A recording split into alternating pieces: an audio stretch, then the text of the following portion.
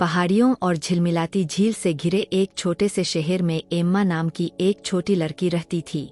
Emma के दिल में सपनों की भरमार थी और उसका दिमाग कभी शांत नहीं होता था। वह अपनी चमकदार मुस्कान और संक्रामक हंसी के लिए जानी जाती थी, लेकिन कभी कभी वह मुस्कान फीकी पड़ जाती थी। उसकी जगह एक उदासी आ जाती थी जिसे वह समझा नहीं पाती थी। एम्मा को बाइपोलर डिसऑर्डर था, हालांकि वह इसे पूरी तरह से समझ नहीं पाती थी। कुछ दिनों में उसे ऐसा लगता था कि वह दुनिया को जीत सकती है। उसके दिमाग में बिजली की तरह विचार दौड़ रहे थे।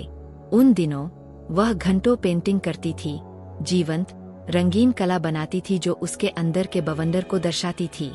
वह अजेय महसूस करती थी, जैसे कि पूरी दुनिया उसकी उंगलियों पर हो।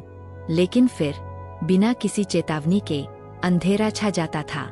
ऐसा लगता था जैसे कोई भारी बादल उसके ऊपर छा गया हो, जो उन रंगों को धुंधला कर रहा हो जिन्हें वह कभी इतनी स्पष्टता से देखती थी। उन दिनों एम्मा के लिए बिस्तर से उठना भी मुश्किल था। दुनिया धूसर लगती थी और उसके विचार धीमे और भारी होते थे। जो पेंटिंग कभी उसे खुशी देती थी, अब वह दूर की यादों की तरह लगती थी और उसे ब्रश उठाने की ऊर्जा पाने के लिए संघर्ष करना पड़ता था। उसके परिवार और दोस्तों ने मदद करने की कोशिश की, लेकिन वे हमेशा समझ नहीं पाए।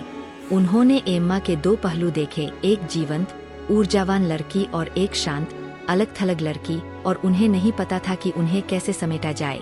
लेकिन एक व्यक्ति था जो किसी और से बेहतर समझता था, उसका छोटा भाई नूह। नूह एम्मा से सिर्फ 1 साल छोटा था और वे हमेशा करीब रहे थे। जब एम्मा उदास महसूस करती थी तो उसे हमेशा नहीं पता होता था कि क्या कहना है, लेकिन वह जानता था कि उसके लिए कैसे मौजूद रहना है। जब वह उदास होती थी तो वह चुपचाप उसके बगल में बैठ जाता था, मौन समर्थन देता था। जब वह ऊर्जा से भरी होती थी तो वह उसके साथ किसी भी जंगली साहसिक कार्य में शामिल हो जाता था, भले ही वह लिविंग रूम में किला बनाना ही क्यों न हो। एक दिन अपने उदास समय में नूह ने एम्मा को खिड़की के पास बैठे हुए बारिश को घूरते हुए पाया। वह उसके बगल में बैठ गया और कहा, तुम्हें पता है एम्मा, ऐसा महसूस करना ठीक है। बारिश बीत जाएगी और सूरज फिर से निकलेगा, और जब ऐसा होगा तो मैं यहीं तुम्हारे साथ रहूंगा। एम्मा ने अपने भाई को देखा और अपने दिल में एक गर्माहट महसूस की। उसे एहसास हुआ कि उसे अपने उतार चढ़ाव का सामना अकेले नहीं करना है। उसके पास नूह था और इसने सब कुछ बदल दिया। धीरे धीरे उसने अपने भाई को अपनी भावनाओं के बारे में बताना शुरू किया और साथ मिलकर उन्होंने झूलों को संभालने के तरीके खोजे। अच्छे दिनों में वे झील के किनारे पिकनिक मनाते या बगीचे में पेंटिंग सेशन करते। बुरे दिनों में वे बस साथ बैठते, यह जानते हुए कि तूफान आखिरकार गुजर जाएगा।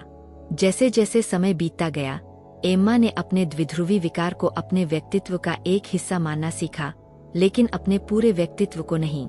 उसने पेंटिंग करना जारी रखा, अपनी कला में अपनी भावनाओं के उतार चढ़ाव को कैद किया, और इस सब के दौरान नूह उसके साथ रहा, उसका निरंतर, उसका सहारा, और उसे याद दिलाता रहा कि चाहे तूफान कितना भी गहरा क्यों न हो, सूरज हमेशा फिर से निकलेगा।